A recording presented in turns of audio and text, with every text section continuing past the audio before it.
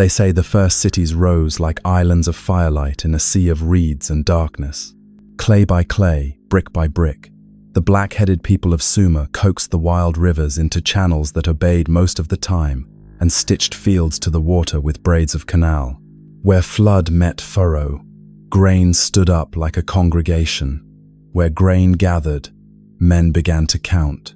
And where counting failed, they pressed reeds into wet clay and laid thought itself upon the tablet, a mesh of cuneiform strokes that trapped the invisible and made it obey. Temples climbed the air, markets braided tongues. The noise of bargaining roared like a warm inland sea. From behind the temple doors, a new word descended into human mouths: Lugal, the great man, the king, and suddenly all the busyness of life had a point to face toward. But cities bring gravity, and gravity breeds the mathematics of envy. Water that fed one field left another thirsty. Silt that fattened this bank thinned that one. A wall raised here cast a shadow there. When dozens of walls faced dozens of walls along the same two veins of the world, it became not philosophy but arithmetic that the first arms race would come. Granaries were arguments. Boundaries were prayers sharpened to a point. In the shade of the temple porticos, scribes tallied measures of barley while outside. Smiths taught copper to remember the shape of a blade. The world of surplus demanded a world of guardians, and guardians are merely soldiers who have not yet received a command. To speak of command is to speak of the gods, for in Sumer, politics was not separate from heaven. It was heaven's shadow, falling long over the floodplain. If a king lifted a spear without a mandate, the spear was a reed, and the king a bandit. If he took the same spear with an omen in his pocket and a god's name in his mouth, suddenly metal remembered its edge. The air itself seemed to harden around him. It was said that kingship, the right to sit, to measure, to punish, was a net lowered from the sky, and some nights even the fishermen along the marsh swore they heard it whispering overhead, cords rasping against the dark. On such a night, a king would wash his hands with sweet water, palms up, fingers open, while a priest counted the beats of a sacred drum. The brazier smoked the room with cedar. A white bull's liver glistened under lamplight, and old men with careful eyes traced rivers of fate in its lobes. If the lines agreed and the smoke leaned the right way, and the drum did not stumble, the oath was pronounced, and the city took breath as one. A seal rolled over clay. A name was pressed into the damp world, and it dried there, and that was law. Yet law, to be believed, likes a monument. The plains were already crowded with stone that talked. Boundary stele hammered into the earth like nails through a robe, fastening heaven's garment to the land, so wind could not tear it loose. The most fearsome of these, fearsome because it speaks still, was raised for a quarrel. So old even time sounded tired telling it. The feud between Lagash and Umma over a strip of earth called the Guedena, the edge of the plain. When the northern king Mesalim came down to set a line between them, he drew the world straight and then stood it upright so all could see. On that stone the border was not only measured, it was made sacred. A rope stretched across the throat of ambition. The kings swore, the gods were named, and for a while the fields kept their gentle voices. But peace in Sumer was most often the soft light between storms. The stele was broken, smashed, some say, in a hammering joy, and men whose sleep had been clean suddenly sweated in the night. The land that had been a god's garden became a theft, and theft, in those days, had talons. When Lagash answered, it did so not only with men and wagons and shields, but with a story laid into stone, the stele of the Vultures. Do not imagine it as a mere record. It is a haunted doorway, a slab upon which two tales walk at once. In one, soldiers in conical helmets bear down in a wall of shields, their spears bristling, as if the reed beds themselves had decided to stab. Corpses hill into mounds. Dust drinks blood. Vultures wheel down in neat, holy arcs, and what rises in their beaks is not carrion but verdict. The dead are not given to the kindly underworld with oil and wailing. They are left to the sun and its black-winged clerks. In the other tale, told on the same stone by the same hands, a god stands with a net big enough to gather a city, Ningirsu, Lord of Thunder, Fisherman of Souls. The enemy are fish, their thrashing is doctrine. For the Sumerians, these were not separate genres, the war report and the hymn. They were the two sides of the same tablet, and every stroke cut through. If a man won, a god nodded. If a god frowned, iron bent and horses balked and the air itself learned to bruise. To seize a field across the boundary ditch was to insult the household of a deity, and insult demanded a reply in the grammar of spears. Every soldier in the line knew the clauses of that grammar by heart, and even if he did not, the vultures did. Go down into a temple corridor in your mind and feel how the air cools. The daylight goes to ash. On the wall are clay nails, each with a king's name and a god's name, hammered so the brick remembers. At the corridor's end is a niche, and in that niche, something like a box, and like a small house, and before it, a table. There you lay grain and pour beer, and set figs into a bowl, and the smoke that spirals up is priestly and sweet. Wherever the smoke goes, the gods can follow.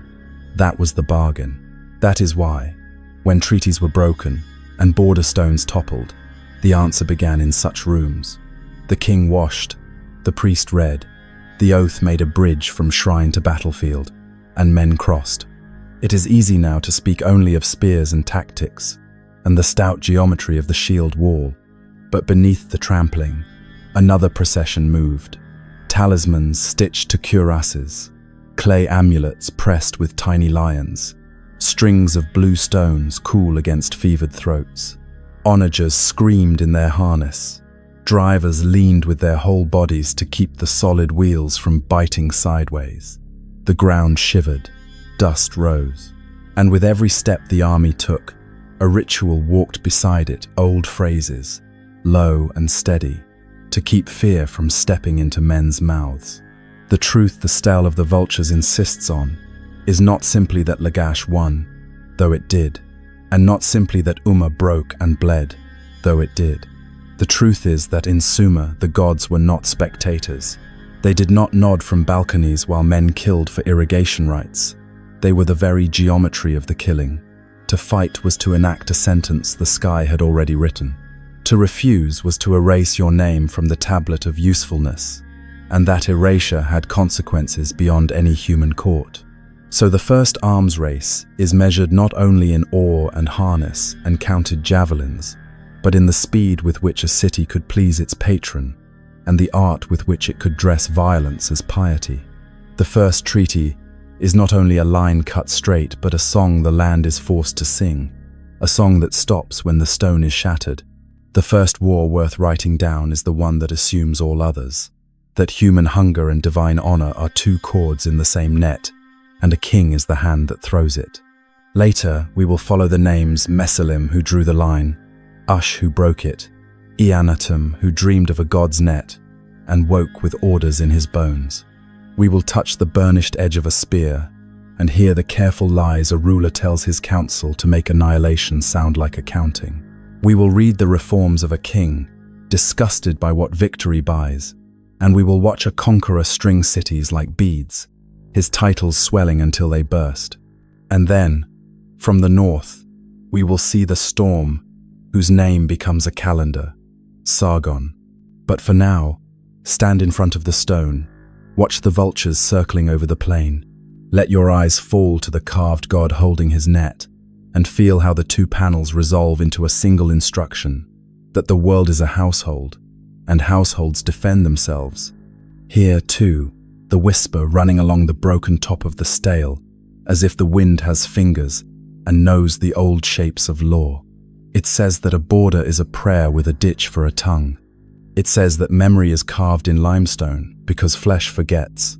It says that when kings lift a spear, they do so from rooms where incense eats the shadows and livers shine, and that all of this dust, oath, wheeling bird will be counted, pressed, and fired until the clay hardens, and the story can no longer change its mind.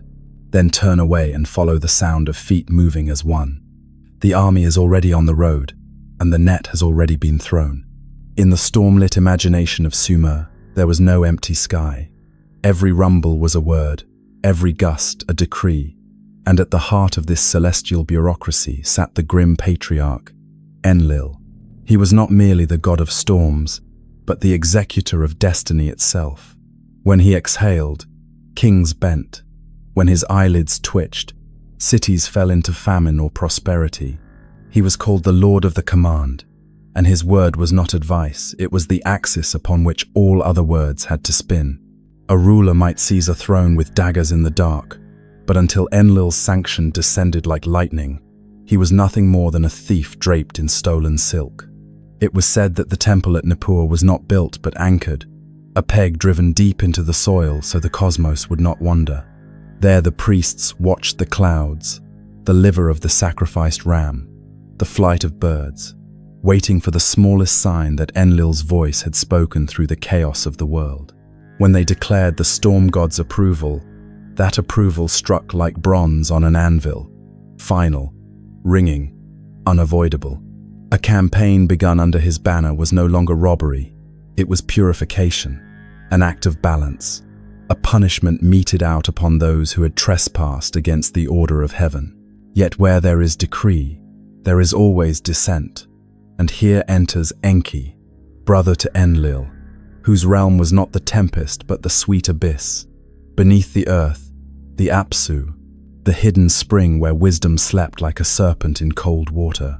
If Enlil's commands were tablets of stone, Enki's were whispers in reed and mud. Where Enlil said, "This must be so," Enki smiled and murmured, "But what if we tried another way?" He was the god of craftsmen and clever men, of incantations traced in ash, of the subtle trick that makes even fate hesitate. To the Sumerians, this tension was not philosophical, it was survival. One god bound the world in unbreakable cords, the other loosened them just enough so humanity might breathe. Kings prayed to Enlil to fix their power in place, but when the harvest failed or the plague came, they slipped quietly into Enki's shadow, seeking charms, secret knowledge, loopholes in the divine contract. Where one carved lines into clay, the other taught how to smudge them without anyone noticing. The stories tell us Enlil demanded obedience so rigid it could break the spine of the world. But Enki, in his house of fresh water, amused himself with counterspells. In one tale, when Enlil ordered silence, Enki spoke to a wall instead of a man, twisting the letter of his oath while honoring its shape. In another, he used beer and charm to allow a goddess to steal what she wanted without drawing his wrath. These were not merely clever fables, they were blueprints for survival in a land where canals could collapse overnight and an unbending decree could starve thousands. Rituals echoed this cosmic quarrel. Before the god of storms, priests intoned formulae that ended with words of absolute submission. So it is commanded. Before Enki, however, they whispered over bowls of water, sprinkling flour to watch it swirl into patterns. A priest would study the eddies, searching for hidden designs, reading solutions that circumvented the stern patriarch's order. In these swirling grains was the comfort that fate was not a fortress but a labyrinth, and every labyrinth hides an exit if one knows where to touch the wall. Thus the stage was set, kings standing between the iron hand of Enlil and the open palm of Enki, compelled to wield both storm and spring.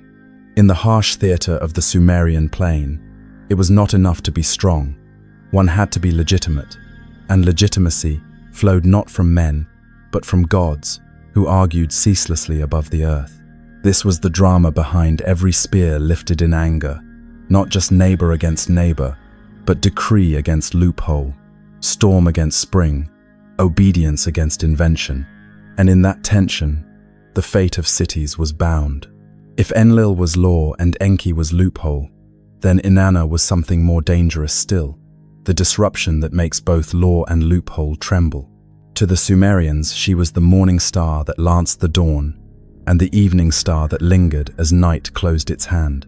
She was love in its hungriest form, seduction that unsettles houses, passion that sets fire to borders, And yet, in the same breath, she was the goddess who donned armor, who found joy in the thud of mace against skull, and the battlefield painted with blood. Uruk, her chosen city, mirrored her contradictions. Its walls swelled outward, never content with their current circumference, just as Inanna herself never accepted the roles allotted to her. In every myth she reached beyond her station, eyes fixed on what was forbidden. Where other gods guarded their domains jealously, she sought to add them to her collection, treating divinity itself as a prize to be wrested from hesitant hands.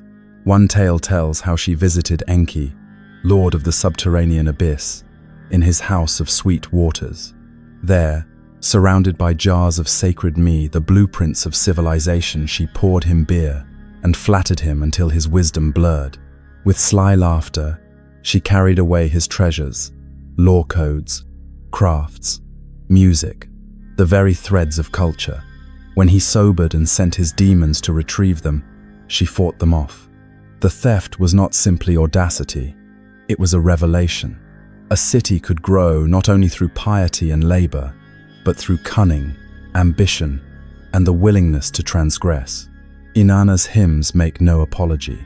They boast that she delights in the pounding of battle, that she walks on the heads of her enemies.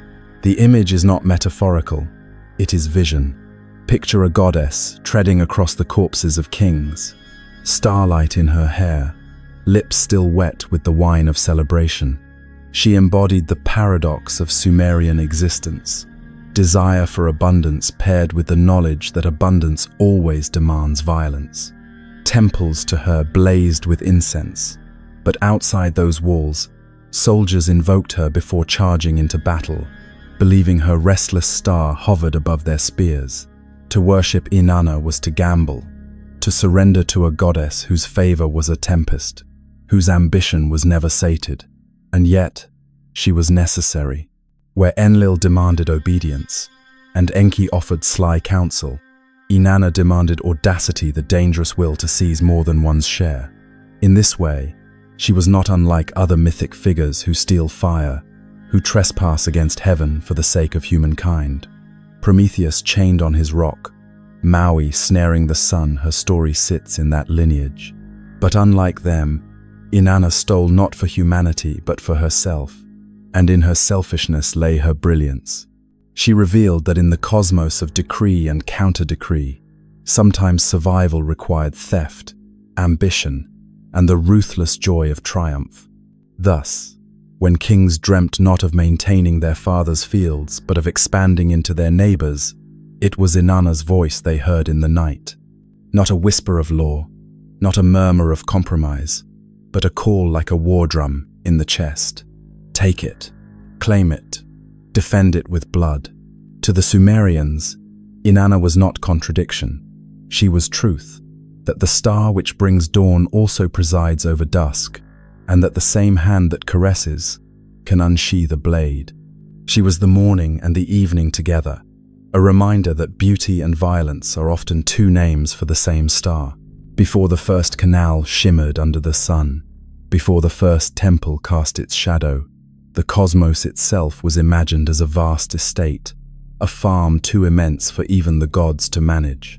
The work of digging channels, raising dikes, tilling the soil, and shaping order from flood and dust fell not to humans, who did not yet exist, but to the younger generation of gods, the Igigi. For countless ages they bent beneath the yoke, their sweat running into the furrows of creation, but exhaustion grows sharp, and even divine backs will break beneath endless toil. The stories say the Igigi flung down their tools in fury, their voices rising as one in rebellion. They marched on the temple of Enlil, torches in their hands, surrounding the sanctuary of the storm god like laborers, surrounding the house of a cruel overseer. Their cry was simple yet terrible. The work is too much. We will not bear it anymore. Imagine that night, the storm wind raging, the great courtyard filled with angry gods, the brazier flames whipping in the wind, and Enlil himself bellowing like thunder, demanding their punishment. His first impulse was destruction, execution, erasure. The the silencing of the laborers who dared challenge the cosmic decree. But other voices of the divine council trembled with sympathy. Even gods, it seemed, understood the agony of endless burden. The cosmos itself was at risk of unraveling in that moment of strike. Into the chaos stepped Enki, ever the trickster, the engineer of impossible solutions.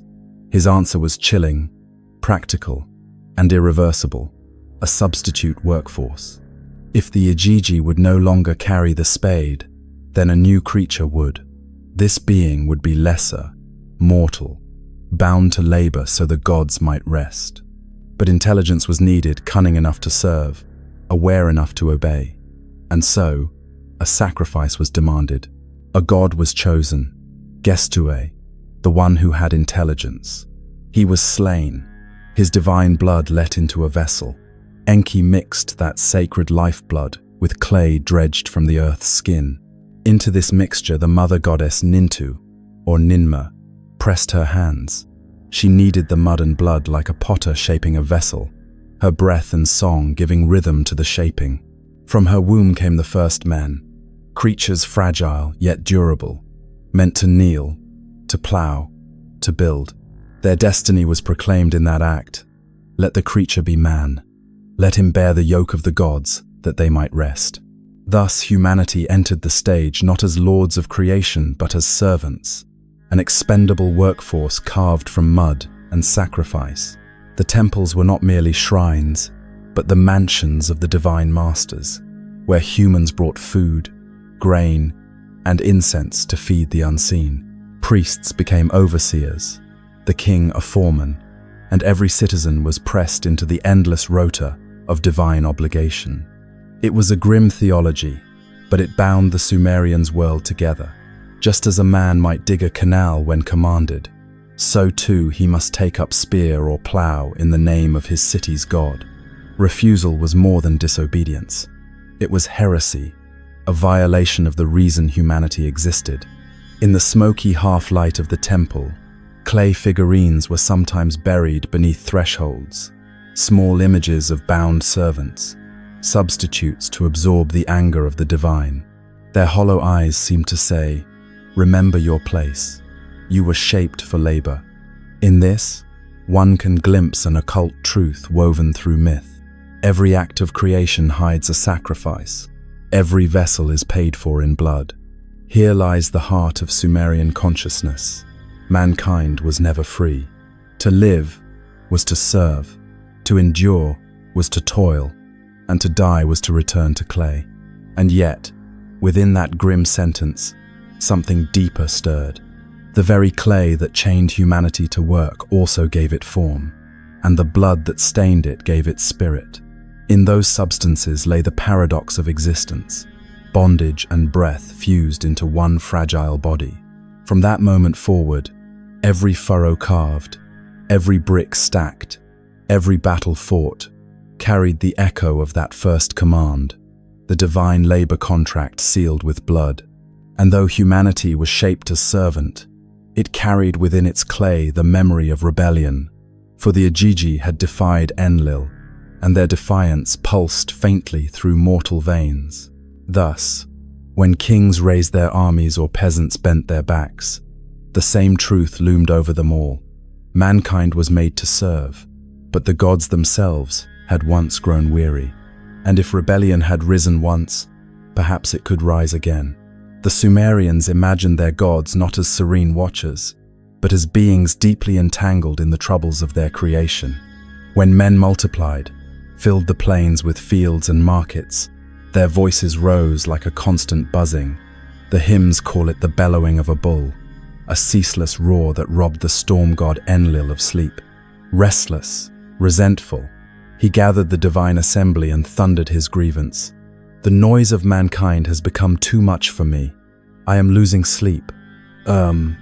What followed was not justice, but a sequence of punishments, each darker than the last.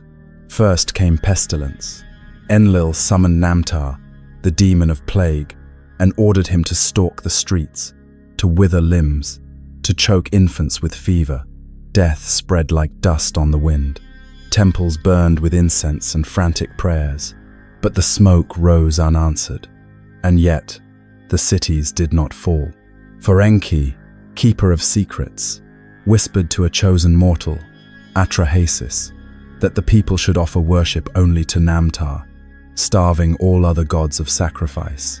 Tempted by this sudden monopoly of offerings, the plague demon relented. Life returned, and Enlil's vengeance was foiled. Enlil's wrath deepened. He tried famine next. Adad, the Stormbringer, was commanded to withhold the rains. The sky hardened like bronze. Canals shrank into cracked beds, and barley shriveled into dust.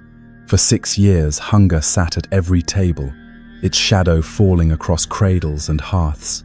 But once more Enki found a way. He whispered of the sea, of fish and reeds, of resources beyond Enlil's grasp. The people survived by shifting their lives toward water that the storm god could not wholly command. Again, the decree was thwarted. The patience of Enlil, never generous, snapped. He decreed an annihilation beyond loopholes. The flood. He bound every god by oath. A terrible silence, forbidding them to warn humankind. Even Enki was caught in the net of that oath. Yet the trickster's mind is a labyrinth, and within it he found an escape. He did not warn a man, he spoke to the wall of a reed hut. "Reed hut, reed wall," he murmured. "Hear me. Dismantle your house. Build a boat. Spurn possessions. Save life." Atrahasis, listening within, understood. From that whispered riddle emerged an ark, unlike the square-cornered vessels of later tales.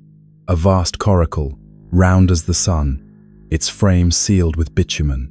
Into it went his kin, the skilled craftsmen, and pairs of every living creature. When the last pitch was smeared and the vessel sealed, the sky broke. The deluge was not rain, but fury itself. 7 days and 7 nights of howling mountains swallowed, temples devoured, the plains scoured clean. Even the Anunnaki, mighty though they were, cowered behind the gates of heaven like beaten dogs. Nintu, the mother goddess, wept for her children, crying that she had birthed them only to watch them drown. And the great gods, starved of sacrifices, grew thin and desperate, their lips parched for the smoke of roasting meat. On the 7th day, silence fell. The flood slackened. Atrahasis, dizzy from the rocking, opened a hatch and saw a world return to clay, a corpse of land without heartbeat. He wept, then built an altar. The scent of burning offerings rose, and the gods, hungry, trembling, descended like flies to the feast. Enlil discovered the survivor and roared with rage. But Enki confessed his trickery and argued, to annihilate man was to sever the very bond that fed the gods. Slowly, Enlil relented. Humanity was spared, but not without chains. The gods decreed new fates to control their numbers: infant mortality, barrenness, and shorter lifespans. Life was permitted to continue, but always beneath the shadow of divine displeasure. From this flood, the Sumerians drew their most haunting lesson. Mankind could be unmade at any moment. To live was conditional, a lease signed in clay and blood, renewed daily through offerings and obedience. Kings who led armies into war remembered the deluge. When they claimed divine mandate, they did so with a trembling certainty. Obedience was survival, rebellion was annihilation. And yet, in the whispers of Enki, in the clever loopholes that preserved life, another truth lingered. Fate could be bent, if not broken. Even against the roaring of storms, there was always a reed wall willing to listen. When the waters receded and the survivors bent once more to the work of living, the world was no longer a common earth. Each patch of soil, each herd, each canal was imagined as the possession of a god. To live within a city was not merely to belong to a civic community, it was to dwell inside a divine household. Lagash belonged to Ningirsu, the warrior god with his great net. Was the domain of Nanna, the moon whose silver eye rolled above their nights. Uruk was the radiant estate of Inanna, with its restless walls and swelling ambition. Eridu bowed to Enki, whose sweet waters nourished the deep. These were not metaphors.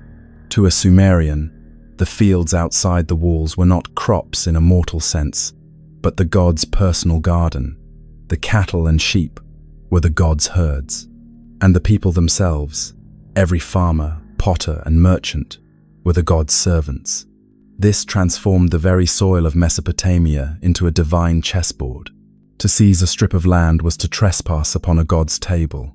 A border dispute was never just geography, it was blasphemy, an insult hurled at the deity who owned the fields. When soldiers marched, they did not cry only for their king, but for the pride of their god, the honor of their temple, the insult carved against their patron's name. The architecture itself proclaimed this theology. The ziggurat, towering above the city, was not only an offering place but a visible mountain, a stairway between heaven and earth.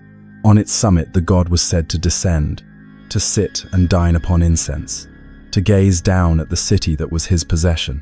Each block of mud brick was a prayer in hardened form, a testament that the city did not belong to its people, it belonged to its god, and they belonged by extension. And yet, beneath this vast temple economy, clay tablets tell us another story, that of a mixed society where men could still buy, sell, and own. Contracts survive recording the sale of gardens, plots, even homes, the weighing of silver on balanced scales in the shadow of the temple walls. One tablet speaks of a king himself purchasing land from a subject, a startling hint that even kings were bound by a higher order of law. The god owned all, but within that cosmic possession, humans negotiated, borrowed, sold, and traded, as ants barter crumbs in a temple courtyard. But corruption found its way into these cracks. Priests grew fat with offerings. Officials used the god's authority as their own purse. Powerful families treated temple lands as estates, siphoning wealth for themselves while binding poorer men in spirals of debt. A farmer who lost a harvest might find his children enslaved to repay interest. A widow who could not keep her field might be stripped of it by greedy hands claiming divine right. Still, the ideology of divine ownership hardened civic pride into something close to zealotry. To be of was to serve Nanna, and to serve Nanna was to be greater than those who served lesser gods. To till soil for Ningirsu was to work in a field more sacred than any belonging to Umma's Shara. To live in Uruk was to walk under Inanna's restless gaze, and therefore to inherit her boundless ambition. This pride festered into rivalry into battle. When a border stone was moved or toppled, it was not simply vandalism, it was sacrilege. To scratch the name of a rival god was to spit upon the order of heaven, and once that spit dried, the only reply was blood. So the Sumerian plains became not only a patchwork of farms and canals, but a living altar upon which gods challenged one another through human hands. The shovel that dug an irrigation ditch, the stylus that sealed a contract, the spear that pierced an enemy's shield, all were the same tool, serving the same truth, that the city was a divine estate, and its honor was a thing worth killing for. And in that honor lay the seed of endless war, because no city could bear to see its god insulted, no temple could admit its deity's humiliation. To defend land was to defend divinity, and the gods, whose appetites for glory were bottomless, whispered constantly for more. Between Lagash and Umma stretched a narrow ribbon of soil known as the Guedena, the edge of the plain, fertile, precious, watered by contested canals. It was less a piece of land than a prized jewel, and both cities claimed it as the rightful property of their god. For Lagash, it belonged to Ningirsu, the net-wielding warlord of the storm. For Umma, it was the estate of Shara, a lesser but ambitious god. The quarrel was ancient, echoing through generations, each king inheriting not only land but a blood-stained grudge. To resolve the dispute, the lords of Sumer called upon a neutral arbiter, Meselim, king of Kish, whose authority was great enough to quiet, if only briefly, the warring neighbors. Around 2600 BCE, Mesalim descended to the contested fields, bringing scribes, surveyors, and priests. The ceremony was a mixture of law and liturgy. Ropes stretched across the soil to mark distances, while sacrifices smoldered on portable altars, their smoke rising like a veil between worlds. When Mesalim struck his staff into the earth, the gathered crowd knew it was more than measurement. It was divination turned to geometry. The boundary he established was not left to words alone. He ordered a stone monument erected upon the soil, a stele inscribed with his judgment. This was more than politics. It was theology in stone. The boundary was consecrated in the name of Enlil, the great storm lord, whose command made it sacred and inviolate. Both the ruler of Lagash and the ruler of Umma swore solemn oaths upon that monument, calling the gods to witness, vowing curses upon themselves should they trespass. The stele became more than stone. It was a standing witness, a silent priest planted into the soil. Farmers plowed beneath its gaze, herds grazed around its base, and all the while, the carved words upon it proclaimed peace, a fragile peace sanctified by heaven itself. For the first time in human history, a border was not merely defended with spears but recorded, sanctified, and sealed with oath. It was the world's first political treaty. But in Sumer, peace was often only an interlude between storms. Decades passed. Then a new king of Umma, Ush, rose to power. Where others hesitated, Ush burned with fury. To him, the Urukagina was no neutral prize but land stolen from his city's god. He saw Mesalim's line not as sacred law but as sacrilege itself, an insult to Shara that demanded vengeance. In a stunning act of defiance, Ush ordered his soldiers to march to the border and desecrate the monument. They smashed Mesalim's stele into shards, grinding the divine decree into rubble. What had once been sacred boundary became broken stone littering the soil. This was not merely vandalism. To destroy a consecrated stele was to spit into the eye of Enlil himself, to declare contempt for the storm god whose authority had sanctified the treaty. It was rebellion against heaven. Ush's act was not only war-making, it was a sin so vast that even his own people whispered of divine retribution. Yet he pressed forward. His army crossed the newly erased border, seized the Urukagina, and began to farm it as if it had always been Umma's rightful land. For Lagash, the insult was unbearable. The humiliation of Ningirsu, their god, was inscribed not only in heaven but now in the earth itself. The border had been erased, the treaty obliterated, the god's honor smeared. A wound of this scale could not remain unavenged.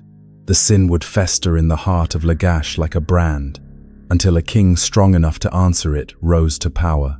And that king would be Eannatum, the avenger whose dream would set the plains aflame, and whose stele, carved with vultures circling the corpses of his enemies, would become one of the most haunting monuments in the history of war. From the broken stones of Mesalim's treaty rose the fury of Lagash. Its king, Urukagina, had suffered the insult of Umma's theft, but lacked the strength to answer. The shame passed like a poisoned heirloom to his son, Eannatum, who inherited not only a throne but a wound in his city's pride. He would not let it fester.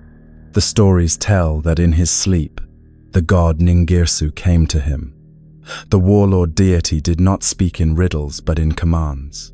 He reminded Eannatum of Umma's sins, the shattered stele, the stolen fields, and promised victory if Lagash marched. He stretched forth his hand, and in it gleamed a net vast as the sky, woven not of rope but of lightning. With this, the god declared, I will ensnare your enemies, cast it with me, and their breath shall be mine. When Eannatum awoke, the dream burned in his bones. It was not a vision to be pondered, it was a divine order. To disobey would be treason against heaven itself. From that moment he carried himself not only as king but as the chosen weapon of his god. His inscriptions speak with chilling certainty. He was destined, anointed, inevitable. Preparations began. Sumerian warfare had grown from chaos into method, from militia mobs into terrifying machines of flesh and bronze. At the heart of Eannatum's army stood the phalanx, a wall of men in conical helmets, shields locked so tightly that they clattered like teeth when they marched. Each man's left arm bore a tall rectangular shield, each right hand thrust forward a long bronze, tipped spear. Together they moved as if bound by sinew, their bodies pressed into a grinding wall of death. This formation was more than tactics, it was theology made flesh. Just as Ningirsu's net bound souls, so did the shield wall bind men into a single body. Individual fear dissolved, the line itself became the warrior, and the men within it were but scales on a serpent's back. Behind them came the skirmishers, hurling javelins, swinging the sickle swords that curved like crescent moons.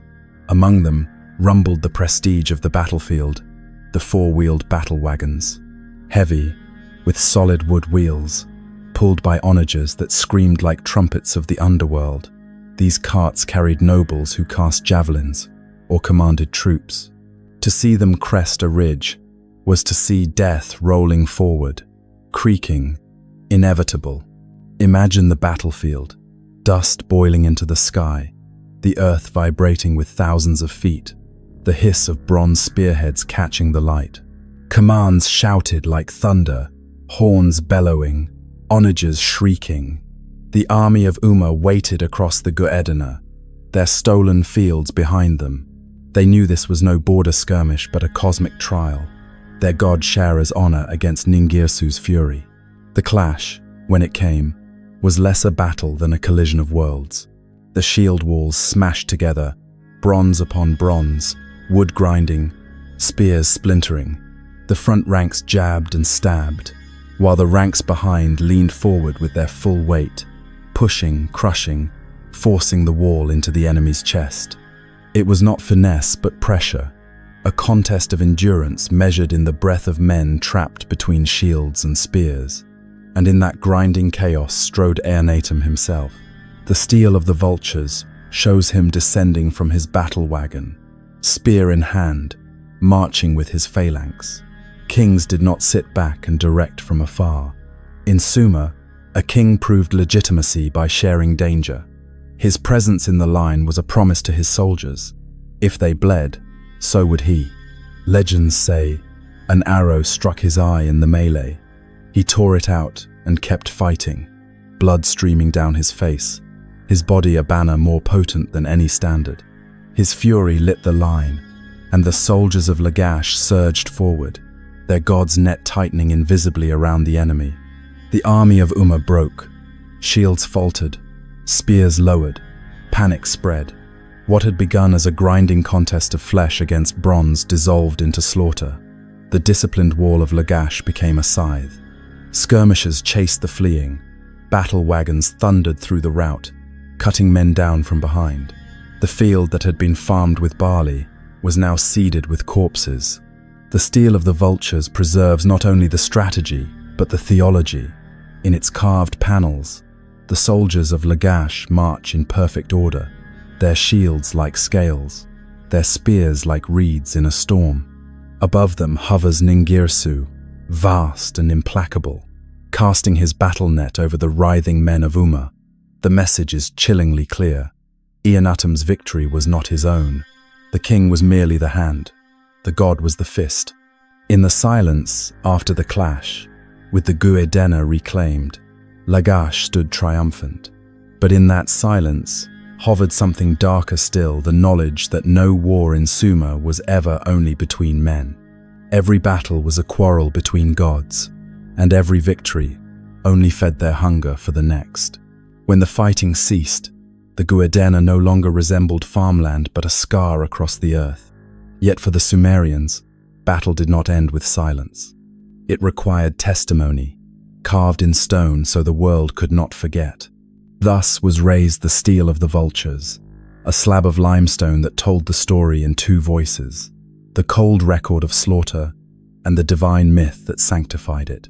On one side, soldiers of Lagash march in tight ranks, shields interlocked, spears thrust forward, their discipline immortalized in lines of chiseled detail.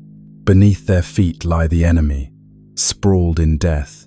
Eannatum himself, larger than life, strides at their head. He is both king and executioner, his eye fixed, his spear leveled, embodying the will of his god. But the Stele's most chilling vision lies in its namesake, vultures wheeling down from the sky, claws extended, beaks hooked. They pluck the heads and limbs of the fallen, carrying scraps of men into the heavens. For the people of Sumer, this was no accident of battlefield carrion. It was judgment. To be devoured without burial was the ultimate disgrace, the denial of passage into the shadowy afterlife.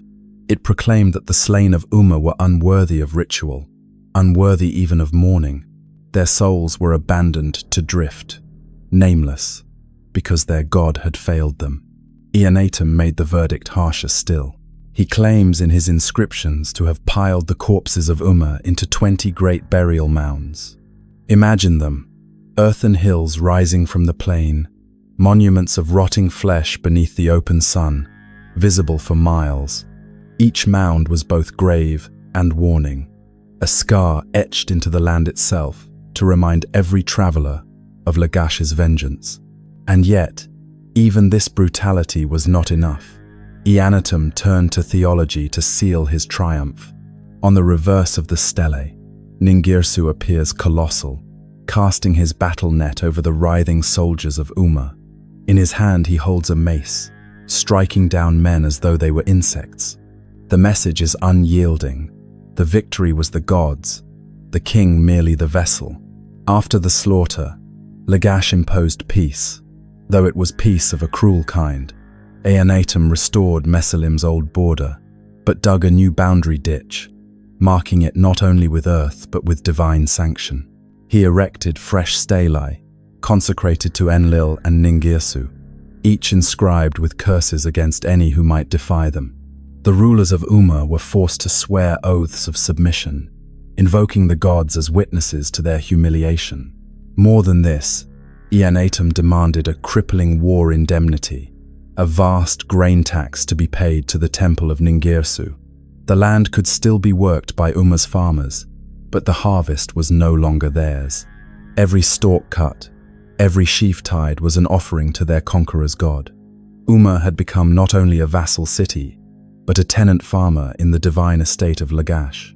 The theological symbolism was inescapable. The god Ningirsu had not only avenged his honor but seized dominion. The battlefield, the mounds, the vultures, the treaty ditch, all were sacraments in this grim liturgy of war. To break Mesalim's stone had been a sin against heaven, and Eannatum's vengeance was heaven's reply, carved into flesh and limestone alike. Thus the stele of the vultures endures, not merely as history's first war monument, but as a vision of how the Sumerians understood conflict itself. War was not a matter of men alone. It was the quarrel of gods, the settling of divine insult. The king was the champion, the soldiers his tools, but above them all loomed the invisible hands that guided spear and vulture alike.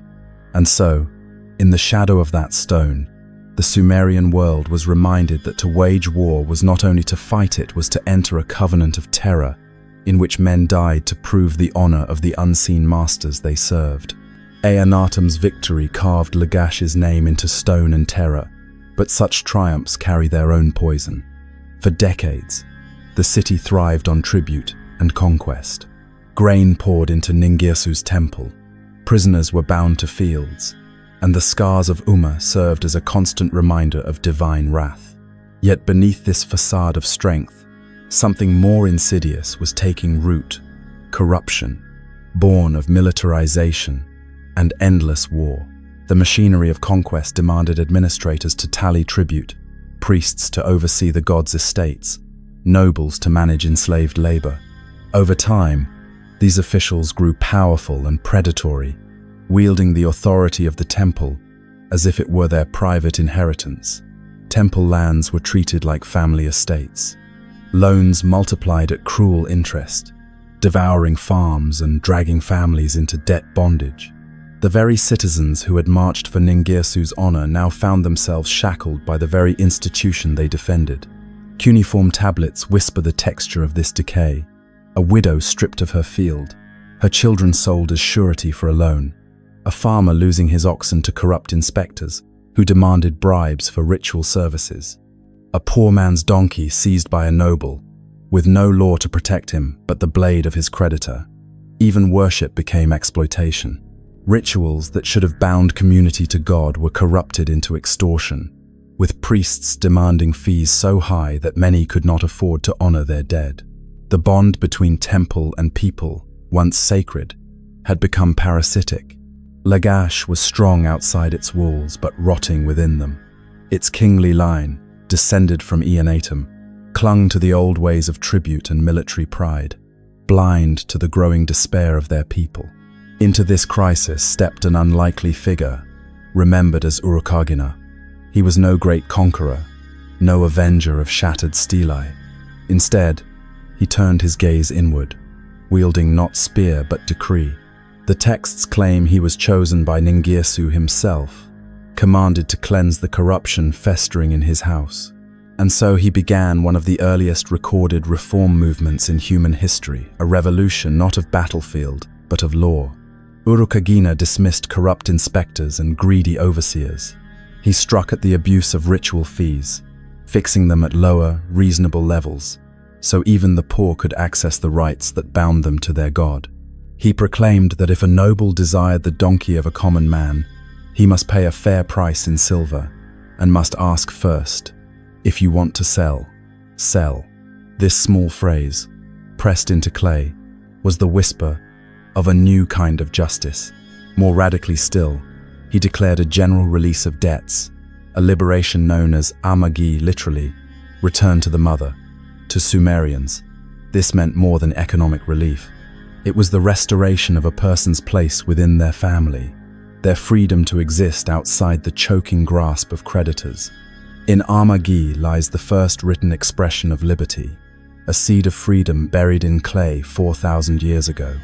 Urukagina's proclamations echoed with a moral force rare in his age. He announced that he had made a covenant with Ningirsu, never to deliver the orphan or the widow into the hands of the powerful. In those words resided a theology inverted, one that placed the king not as the whip of the gods but as the shield of the weak. Imagine the scene, the courtyard of the temple filled with townsfolk, the king standing before the sacred emblems, clay tablets spread on a low table, scribes cutting words into wet earth, the people worn by war, bowed by debt, hearing for the first time a king's voice not promising conquest but justice, incense rising as proclamation, the smell of cedar mingling with the sweat of hope. For a moment, Lagash's soul was healed. But justice is fragile in a land of restless gods.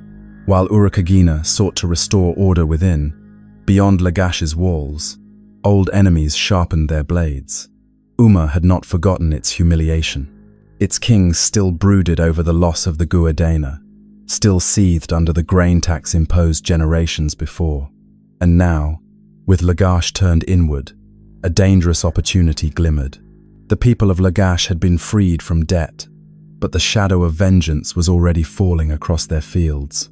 While Lagash bent inward beneath Urukagina's reforms, its enemy was stirring with terrible intent. In Umma rose a ruler whose name would be remembered with dread, Lugal Zagesi. He was not a reformer, nor a cautious steward. He was a storm clothed in human flesh, driven by the century-old humiliation of his city and the boundless ambition of a conqueror. Lugal Zagesi looked upon the Guadena and saw not fields but ancestral insult. He looked upon Lagash and saw a rival bloated with wealth but softened by justice. He looked upon the temple of Ningirsu and saw a flame waiting to be kindled. He did not hesitate. His armies swept into Lagash with ruthless precision. They looted the sacred precincts, carrying away silver and lapis from the treasury of the gods. They desecrated altars, their boots grinding over sacred floors slick with sacrificial blood. And worst of all, they set fire to the temples themselves. For a Sumerian, this was more than conquest. It was cosmic violation. To burn a temple was to declare before heaven that your god had triumphed over theirs, that the rival's deity had been bound and humiliated. Flames rose into the sky like accusations, carrying prayers backward into smoke. The scribes of Lagash recorded the devastation on clay, their words a cry of despair. The men of Umma have set fire to the temple of Enlil. They have carried off the silver and precious stones. They have shed blood in the sanctuary of Bao. These were not just crimes against mortals, but against heaven itself. The lament closes with a curse, that Lugal-Zagesi should bear this sin on his neck, like a yoke forever. And yet, for Umma, this brutal sacrilege was a triumph. By torch and sword, Lugal-Zagesi not only avenged centuries of humiliation, but shattered the power of his ancient rival. Lagash's proud reforms, its cries for justice, were drowned in flame. Urukagina's dream of a just society ended beneath collapsing roofs and plundered shrines. Justice had no shield strong enough to stop the fire of vengeance. But Lugal-Zagesi was not content with revenge alone. With Lagash broken, a vacuum opened in Sumer, and into it he strode like a man possessed. One by one, the cities of the plain bent to his will. He marched to Uruk, the city of Inanna, and claimed it as his capital. This was no mere conquest, it was a symbolic marriage to the goddess of ambition and war.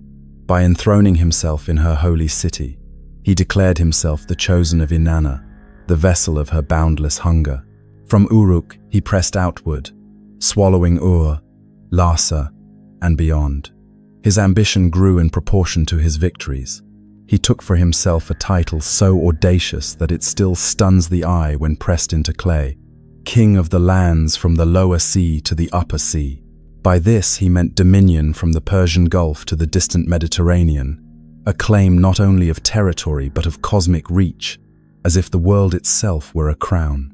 His inscriptions boasted that Enlil himself had granted him this rule, that the storm god had straightened the paths before him, that foreign lands now grazed peacefully under his dominion. In his imagination, he was no longer just a king, he was the chosen shepherd of the known world, the unifier of 1,000 quarreling city-states. Yet beneath this grandiose vision, shadows gathered. The scribes of Lagash had cursed him, invoking the weight of divine sin upon his neck. His victories blazed like fire across the plain, but fire consumes even as it illuminates. For though he crowned himself master of Sumer, Lugal-Zagesi's rise was already sowing the seeds of his fall. Far to the north, beyond the horizon of his ambitions, another figure was stirring an outsider, a man of no royal blood, who would bring a new kind of storm. His name was Sargon, and where Lugal-Zagesi sought to crown himself with the stars, Sargon would wrench the very heavens from his rival's grasp. The flames of Lagash had barely cooled when the next stage of conquest began. The southern plain still smoldered from Lugal-Zagesi's torch when another storm gathered, not from within Sumer but from the north. Its name was Sargon, and with him dawned a new world. Unlike the kings of Lagash or Umma, Sargon was no scion of ancient dynasties. He was an outsider, an Akkadian speaker, a man without ancestral throne or divine inheritance. Even his name, Sharukin, the true king, betrays his insecurity. It was less a title than an argument with the world. Later legends, shaped by centuries of retelling, cast his birth in mythic hues. They say he was born in secret, placed in a basket of reeds, and set adrift upon a river, like a Sumerian Moses. The waters bore him not to death, but to destiny. Whether truth or fabrication, the story reveals the kind of figure he became, one marked as chosen by narrative itself, a child cradled by fate. What history does tell us is that Sargon began humbly, serving as cupbearer to the king of Kish. It was a position of trust, always near the monarch's lips, always within the orbit of power. From that vantage point, he studied the machinery of kingship, saw its flaws, and learned how fragile thrones could be. At some unrecorded moment, servant became usurper, and Kish bowed to him. From there, he began to build something Sumer had never seen before, an army bound not to city or temple, but to one man alone. This was Sargon's great innovation. Where Sumerian armies were coalitions of city levies, commanded by generals whose loyalty wavered between god and governor, Sargon's troops were professionals, loyal to him personally, fed by conquest and spoils. He may have armed them with a new weapon, the composite bow, which could pierce shield and armor from distances the Sumerian phalanx could not answer. His army was not a militia but an instrument, ruthless, cohesive, and terrifyingly efficient. At first, Sargon and Lugal-Zagassi may even have stood side by side. Some traditions whisper that the king of Umma welcomed him, seeing in the ambitious northerner a tool against old rivals. Together they struck down Kish, toppling Sargon's former master. For a moment, they were allies, the two most powerful warlords of their generation. But alliances born of ambition rarely last. Once Kish fell, only one prize remained, the world itself. The clash was inevitable. On one side, Lugal-Zagassi commanded a coalition of 50 city-states, each with its own levy, each bound by fragile oaths and the charisma of a single man.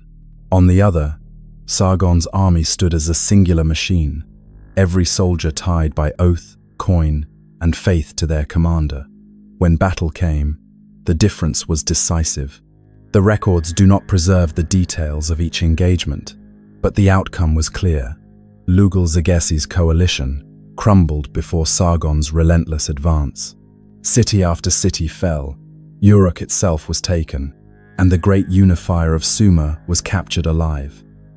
Here, Sargon demonstrated not only military brilliance, but political theater of the highest order. He placed a wooden yoke around Lugal-Zagassi's neck, the humiliating collar of a beast of burden, and dragged him in chains to the holy city of Nippur. There, before the great Ekor temple of Enlil, Sargon presented his rival like a sacrifice. The symbolism was immense. Nippur was the axis of legitimacy, the dwelling of the storm god whose decree crowned kings. By displaying Lugal-Zagassi broken at Enlil's gate, Sargon claimed not only victory, but divine endorsement.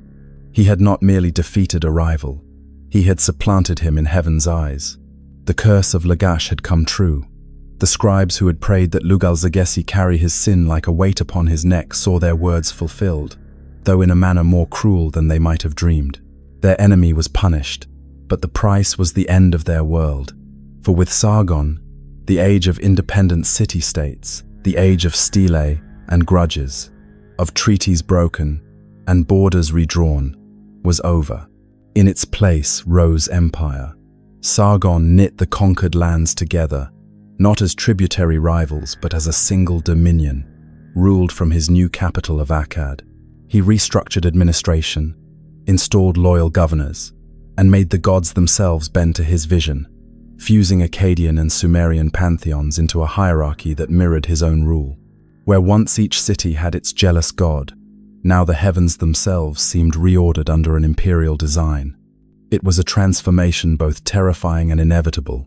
The battles of Lagash and Umma, the vengeance of Eannatum, the reforms of Urukagina, the burning of temples by Lugal-Zagassi, all of it had been prologue. The quarrels of city gods had exhausted themselves. Now, through conquest, a new age had dawned. The age of kings whose reach extended not to fields and canals, but to horizons. The Stele of the Vultures had taught that men fought as instruments of their gods. Under Sargon, the equation reversed. The gods themselves began to look like instruments of empire, and in that reversal lay the seed of every kingdom, every dynasty, every empire that would rise after. The conviction that one man could hold the world in his hand, not as servant of the divine, but as its reflection. Thus ended the era of city-states, drowned not in floodwater but in conquest. The clay tablets preserved the laments, the curses, the boasts of kings. But beneath them all lay a single truth. Power had changed shape. The gods still thundered and whispered, but now their voices spoke through the mouth of empire. And as the dust of the north settled into the plains, the world of Sumer, ancient, fractured, divine, had given birth to something new, the first empire under a man named Sargon.